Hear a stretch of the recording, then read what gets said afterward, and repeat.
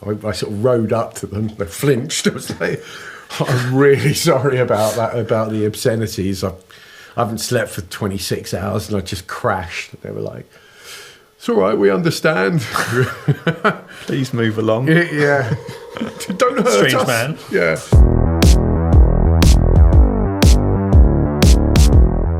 Hi, welcome to Going Along with Cycling Weekly, the cycling podcast about all things ultra, bikepacking and adventure riding. My name's Steve Shrubsall and today with me is Mr. Ian Toe. Hello, Ian. Hi, Steve. And Daniel Baines. All right, Dan? Hi, Steve. Yeah, I'm very well. Good. I've got some exciting news. Have you? Yep. Go for it. I'm heading over to Romania, of Okay. all places, in a couple of weeks. Huh? Yeah. Hoping to do some cycling over there in the Carpathian Mountains. Oh, Wow.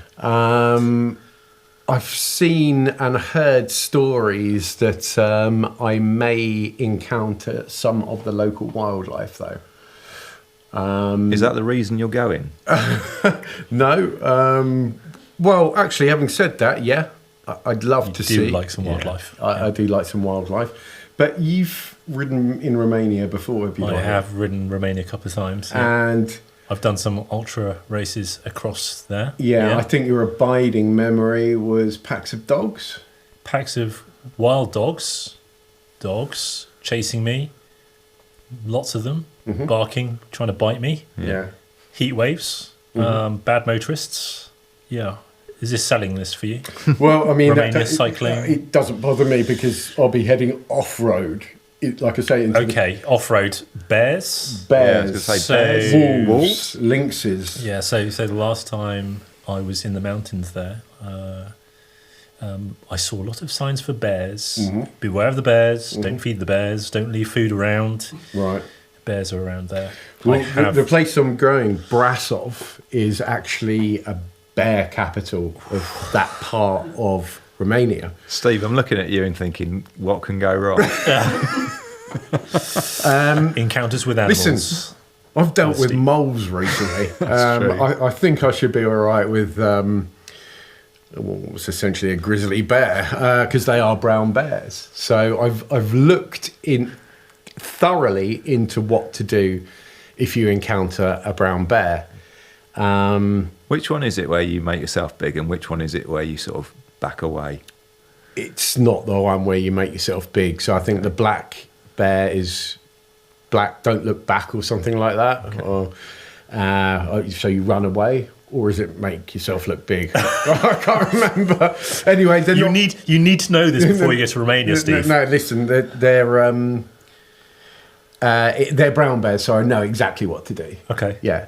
So with a brown bear, if you see one, you stop, you speak quietly. You know, you sort of like, hello, bear. You're not like, I think it's the black bears where you go, bear, bear, bear. I think it's the brown bears, you just go, hello, bear. They speak English. Yeah, you got to learn understand Romanian before you go, obviously. Okay. Hello, bear. I'm cool with you. Are you cool with me? Cool. And hopefully they won't attack you. But if for some reason they start charging at you, you simply fall to the floor and weep. You fall to the floor and play dead. Yeah, or cack yourself. Probably all simultaneously. Yeah.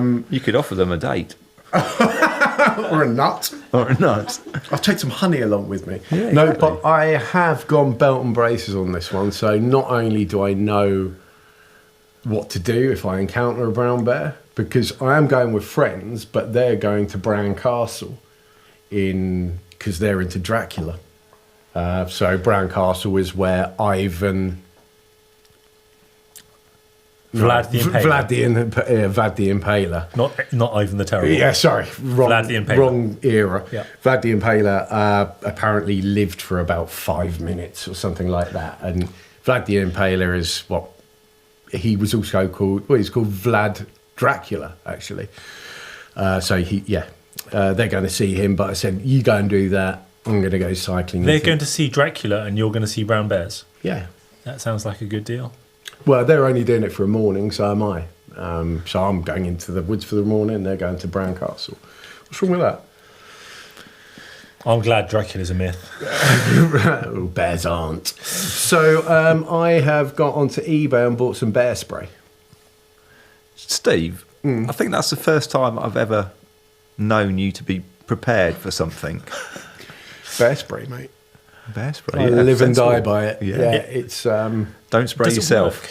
Yeah. Yeah, put it in the right direction. all it is basically chili-infused hairspray.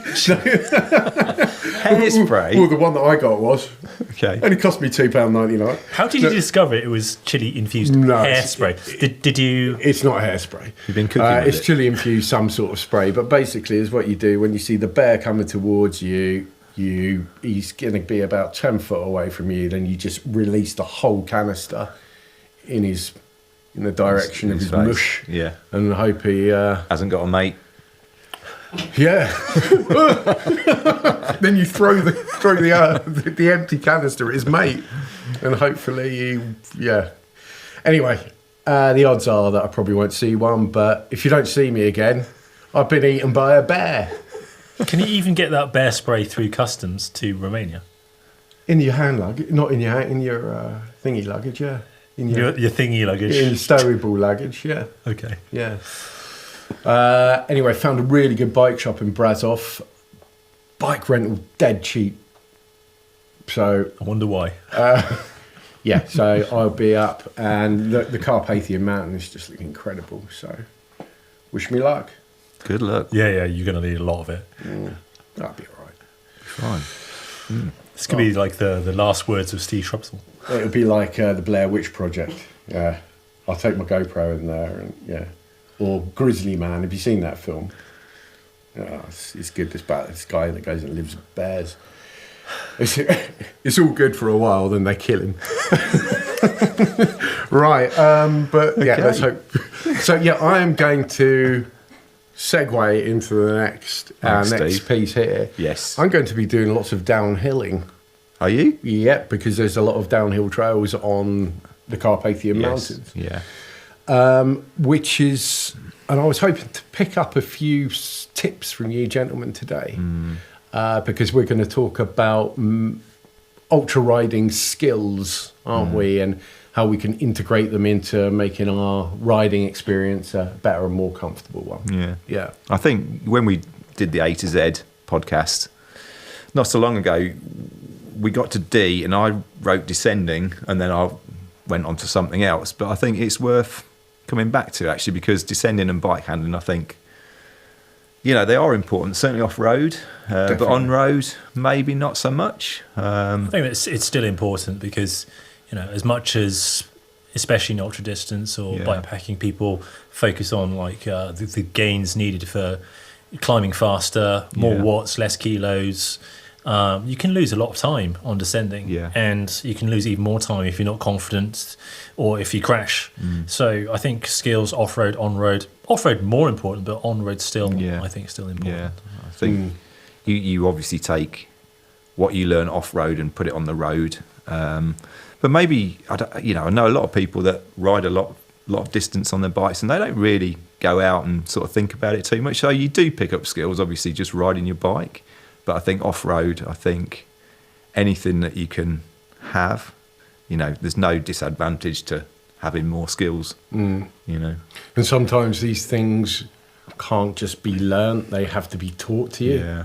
Yeah. So, I've spoke to many. Obviously, we know a lot of mountain bikers, very skilled mountain bikers, working where we work, and you see some of the stuff they do on trails, and they do make it look very easy. But that sort of thing you can't just pick up just by like copying or watching. I think you actually have to go out and have lessons in certain aspects of mountain biking. I mean, it's certainly something that I'm strongly considering, finding somebody to teach me how to descend well, because I can climb. I do think that's part of the equation is the equipment that you're using. So size of tires, how knobbly they are.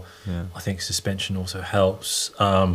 But I've come a cropper on a couple of very technical descents where it's very, very steep, coming down almost steps. Yeah. And you watch people do it who are clearly so much more technically gifted. You just think, wow, how did you do it? But there are tricks to this, and I have lots of mountain bike friends who just say, yeah, you need to be coached for this. Yeah.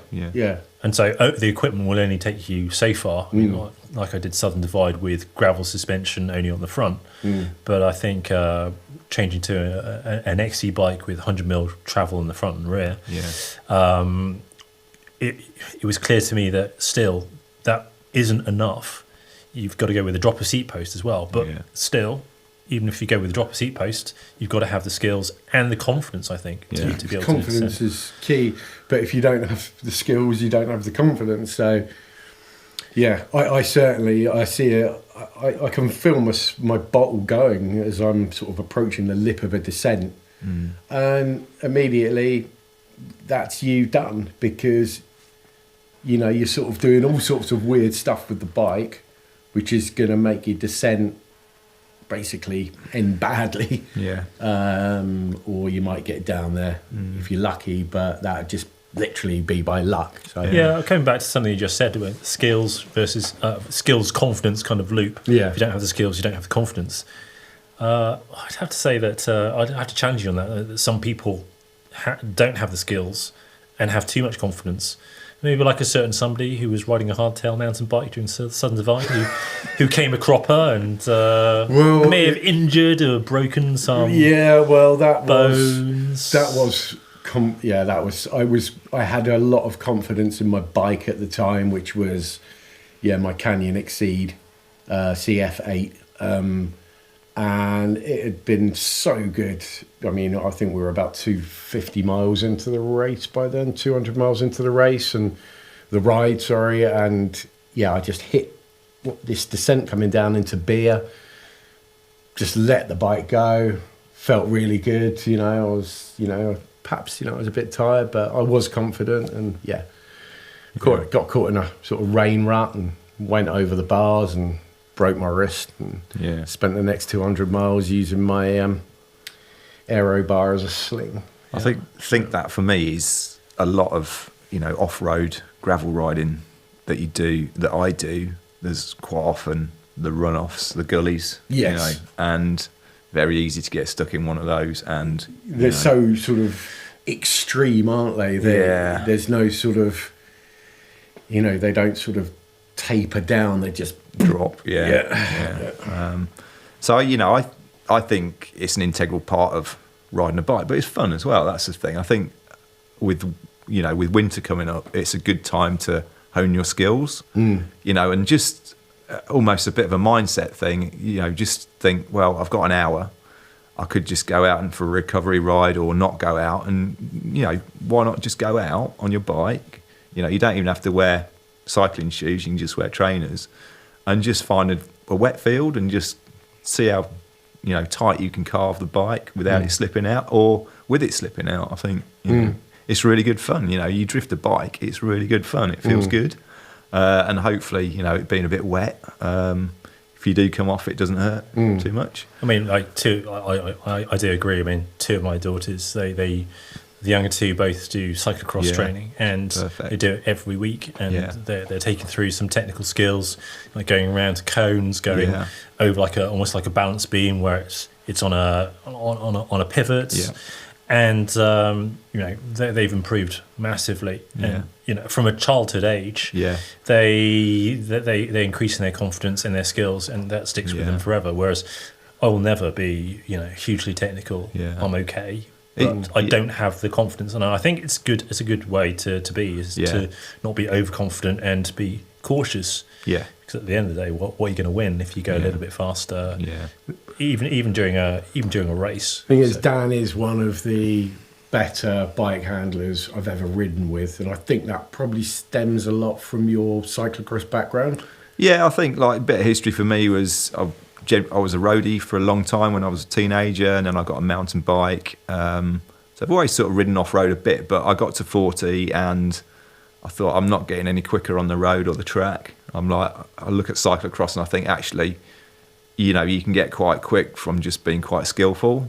And so that really drew me in for a long time. And, you know, year on year, I would be getting quicker, and it wasn't my fitness getting better. It was just my skills.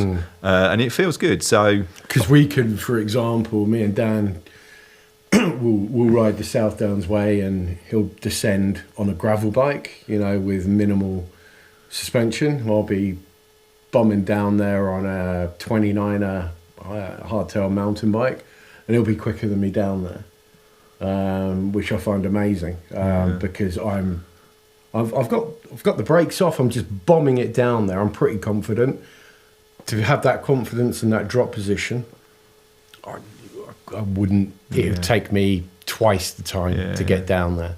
So that always, stands out to me about your riding, about how you can just like disappear down really steep gradients really quickly. Ditto if you, our friend Simon Scarsbrook, who's ridden the Three Peaks numerous times, his descending is next level, because he's a cyclocross rider as well, isn't he? And to see him on like 30mm tyres, just bombing down the South Downs Way. I mean, I think, probably a lot of it probably, depends on your history as a rider and what you've done in the past. Yeah, but they're skills, so they can be learned. I think a lot of it comes from just going out and having fun. And, you mentioned your daughters, teenagers, that's a great time, isn't it? But we're not teenagers anymore. But it's kind of going, I'm just going to go out for an hour and I'm just going to, have a bit of fun, because that's the other thing. Like, it's very easy to get caught up in fitness. And, you've always got your goal and you've got your training plan. And, sometimes it's just nice to go out and remind yourself, actually, riding a bike is good fun. Like, I know we did the last podcast. I went out to Swinley, which is just up the road from us. And I was on my mountain bike, which is a bike that I've ridden, numerous times on gravel events. And it's quite old and it's more XC, so it's a bit upright. But within sort of half an hour, I got back into it. I got in the zone, and it just felt really good. And it's like, you know what? This is really good fun as well. This is like, who knew bike riding could be fun? And I sort of I didn't set out to think, let's just go back and rediscover the joys of riding a bike. It just sort of came about, and it was like, this is good. Yeah. So, there's blue runs down there, and I think you could go down there on a gravel bike, no problem. There's nothing too scary there. I've seen people like go full gas on gravel bikes on the blue trails in Swinley. As in, I think they're trying to get a KOM for the entire run. Do you know what I mean? Yeah, because you got blues 1 to 11 20, is there now? No, I think it's more than that. Yeah. But I've been down the same ones on my mountain bike. Such good fun and snow. Snow's good. Good fun. So ice not, but snow, yes. Yeah. I spoke to another of our good friends, Ben Smith, who used to be the art editor for MBR, and he just said. So I'd posted a video about sort of railing some berms, and he just said, all you need to do is just get a couple of lessons, and you'd just be flying on those. So. I think lessons are, a lot of us think, I'm this age now, why should I bother getting lessons? But I think it can really, sort of make an impact. Yeah, I'd really like to take some lessons. Yeah. I've been thinking about it for some time. Maybe we should do this on another podcast. We could go to Swinley. Well, we could get some of the MBR guys or get the MBR guys to shout at us and laugh. Yeah, maybe they can teach us how to jump. 50-year-olds can't jump.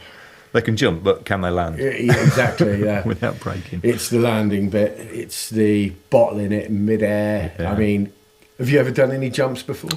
Yeah, I've had a few lessons on tabletops. Have you? Yeah, it feels really good when you nail it, but it's kind of scary coming up to it. Yeah. But yeah, it's not like you're sort of going to do that stuff on a gravel, on an ultra. But it's nice to know your bike packs on. Yeah, it's nice to know that if you do get a little bit of airtime, you can sort of land it. I can't actually picture myself in this life getting air. Yeah. Do you know what I mean? I think I'd get about 2 foot above the ground and just shriek in horror. Yeah. and lose it and fall off the bike in midair. You and just, just you end work in up to it. hospital. You Yeah. work up to it. Yeah, but yeah, and wear body armor. yeah. yeah, and a full face helmet. But the guys in MBR, they did say to me, they wanted me to write something about learning how to jump. I don't think it's all about kind of getting you out of, danger, as it were, or,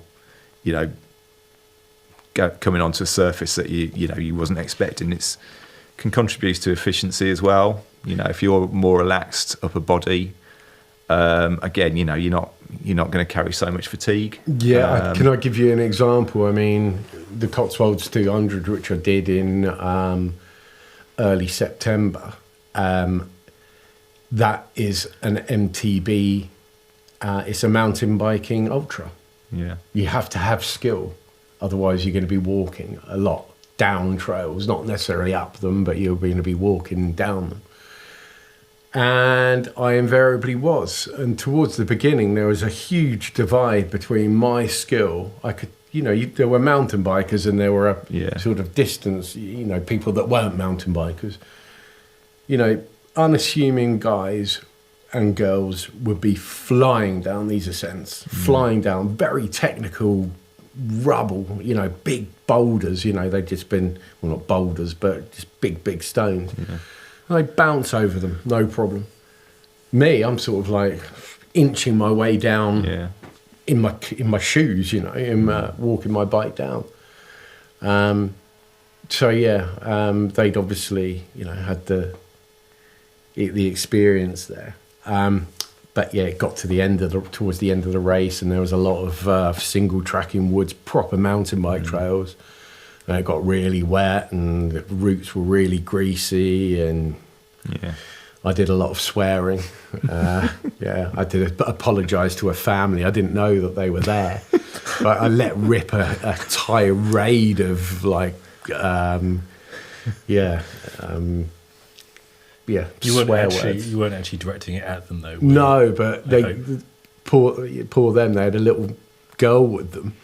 It's obviously parents and their daughter, and the girl looked at me like I sort of rode up to them. They flinched. I was like, I'm really sorry about that, about the obscenities. I haven't slept for 26 hours, and I just crashed. They were like, it's all right, we understand. Please move along. Yeah. Don't hurt Strange us. man. Yeah. I mean, that was... Had I been a bit better at riding a bicycle... That girl would... she wouldn't be scarred for life. Yeah, she wouldn't need counselling today. But I think you didn't come off really badly, though, did you? You didn't break anything this time? I hurt myself quite badly. There was blood. There was a lot of blood. You seem to be fine, so it can't have been that bad. I think you're exaggerating slightly. But I do think that if you are descending, you should do it within your own limits of your skill. You should be cautious enough to know that it's just a bike ride, and if you come off, then you know the consequences. Well, the thing is, I fell off whilst walking my bike down the trail. So I fell over, and then the bike fell over, and so I wasn't actually riding the bike. Okay. Work that one out. So you need some walking skills as well. Walking stick. I need a Zimmer frame. Anyone got selling Zimmer frames with water bottle cages and stabilizers? But it's one of those things where real deep fatigue has set in, so I wasn't really able to do much beyond put pressure on the cranks in order to propel my bicycle in a forwards direction. That was all I was able to do at the time. Dan, you've got written down here bunny hopping. Bunny hopping? Is that something you'd employ in a ultra riding event? Yeah, all the time. Fully loaded with bike packing bags? Yeah, 20 kilograms of bike, Sounds sensible. Yeah, there are times when you have to hop over a log or something. So, yeah, I think, it's good to know how to do it. 2 ways of doing it: the English way or the proper way. And I think you don't need to be an expert and be able to, bunny hop 2 feet. But I think being able to lift the bike up is a skill worth having. What about an endo? Endo, maybe not so much unless you're about to disappear into a gully. What about an MB, mountain biking term? It's like a wheelie, but a protracted wheelie. Yeah. What's it called? Oh God, no! You put me on the spot. Manual. Yeah. Yeah. No, not really. That'd be good for getting through water. Yeah, but you're going to slam the front down, aren't you, if you hit water? Yeah. Yeah, a little bit difficult with like higher weight on your bike. Okay. Well, since we're talking about technical skills and stuff, what's the worst crash you've ever had, Ian? It's got to be where I needed stitches in my left forearm. And I think that was on the road when I hit a lump in the road. I think it was caused by a tree root which had pushed up the road, and I took off and landed, except that would be fine ordinarily. But I had one hand off the bars, trying to clean off the flints of my rear tyre. Right. And so I kind of landed, wobbled a bit, and then fell onto my left side and absolutely tore through my arm and road rash. But that was on road, and that was, since then I've kept 2 hands on bars when I'm going fast downhill. And God, yeah. Yeah, I've really been focused on what's ahead of me. Like crashing this morning on Ridgeway. But a flesh wound. Yes. Yeah, I've never broken a bone, and I haven't really crashed that hard off-road because I'm always quite cautious. Even on the tandem, I haven't even crashed that many times. At the end of the day, if you crash, you're going to lose more time than you are, getting down a descent 10 seconds quicker or 20 seconds quicker. So, how about you, Dan? Have you hit the deck hard before? Yeah, quite a few times. Ever broken a bone? Possibly, yeah. I think I Possibly. I didn't.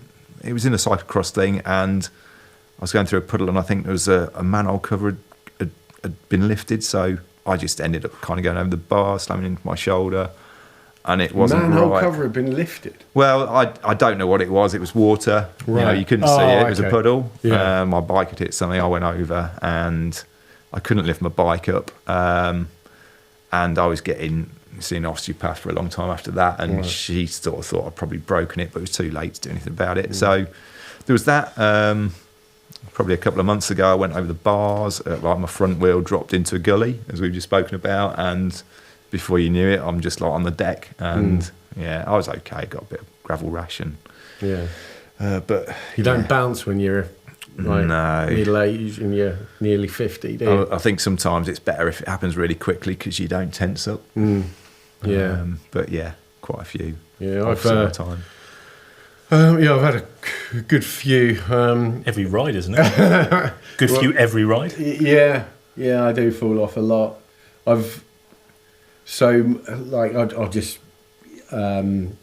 highlight my cross-country racing career. So I've had 2 cross-country races. They're very technical. Have you ever done a cross-country mountain bike race? One of the toughest things you can do is absolute full gas, followed by maybe zone 3 if you're lucky, just to keep up. And I had no top end at the time. I was doing a lot of zone 4, but no, this is zone 6, which you have to power up these things. Anyway, I was in all sorts of trouble, but I've done 2 of those races, and on the first one I broke 1 rib, and the second I broke 2. So So no third race. Have you retired? I still fancy doing another one, see if I can break 3 in the next go. Anyway, that's our. So I think the sort of the message there is, get out, enjoy the blue trails if you've got some near you. They're pretty much idiot proof. I wouldn't start going up to the reds and blacks just yet, but they definitely will help your bike handling. It doesn't need to be even that though. You could just find a field and just see how tight you can carve the bike, or whether you can bunny hop, or all these kind of different skills, you know. Yeah. Even And it's good fun as well. Yeah. it is good fun, yeah. And like as I say, winter coming up, you know, it's a good excuse to get out there and behave like a kid again. Really. Yeah, yeah. If you can find some dry trails, yeah, it's a pretty good idea, really, because who wants to ride on the road over winter? Yeah. Not me, right? And for me, I'd love to get some coaching to learn these skills. Yeah, I think practice, we should make an agreement here and now that we'll do that over the next coming months. Do some get some cameras on us and do some Hook so up with a people coach. can Yeah. see how bad we are. I am. It's going to be filmed. Oh, my Yeah. goodness. But Self-humiliation. yes. Last things last. What's in the pack? AKA thing of the week. My thing of the week this week is my Gorilla Grip tyre lever. I know we spoke about that before once, but I didn't speak about it properly. Yeah. It is something that I used on the back tyre of this bike when it punctured twice. These were quite tough tyres to get back on. Now, normally I'd use 2 tyre levers and I'd employ a huge amount of vulgar language as well. Like, That doesn't surprise me. yeah, and I'd sprain my face, like swearing at the thing, just trying to get the tyres back on, and I'd snap tyre levers and people would walk by and say, "Are you having a nice ride?" And I'd roar back at them, "No!" You know, it'd be like an Exorcist type deal. But since I've got this thing, it's changed my life and I've become a much calmer character out on the trail. So it's yay big. For those listening, how big is that? 4 inches, 6 inches. By yay big, by 1. So it's like a big tyre lever, basically. But it is robust. I mean, you'd have a job breaking it with a sledgehammer. Would you? Yeah. It's got a little groove on it that you hook onto the rim and then you work it around the rim. Have you seen this thing that I'm talking about, Dan? I think I know what you're on about. And it takes the tyre off, it removes the tyre. And likewise, when you want to put it back on, same drill, just work the tool around the rim, goes back on like a dream. So because you're a calmer person for this, I think the world is a happier place. It's a better place. It's a happier place for me. It's not. That's what's most important. It's not so much of a jungle up there anymore. Do you know what I mean? In the old The brain. rage. Yeah. It's more of a sort of quiet savannah. Going to take your tyre lever with you to Romania? You could fight the bears with it. She'll offer it to the bear. Yeah. Please No, no. fight the bears with it. Yeah, I'm sort of yeah. I don't know. What do you think about going to Romania and bears? Bloody brilliant. Any excuse to travel, you know. No, but what do you think about bears? I'm asking Bears? you. What do I think about bears? Well, you don't really want to be on the wrong side of them, do you? But Yeah. bear spray, I've heard is quite good. Well, I've got some. Yeah. Love nature. It'd be great to see animals up close, but maybe a brown bear not too close. It's probably one of those things you just won't see any. I probably won't. I think you've just got to be noisy as you're coming down the trail. So, So you can be swearing, Steve. I'll sing. You won't be on the Lighthouse Family, will you? Level 42 this time, I think. Right. Okay, ladies and gentlemen, thank you again for listening to our podcast. We hope you enjoyed it as much as we did, and we clearly enjoyed it a lot. And we'll all speak to you very soon. Cheers. Goodbye. Bye.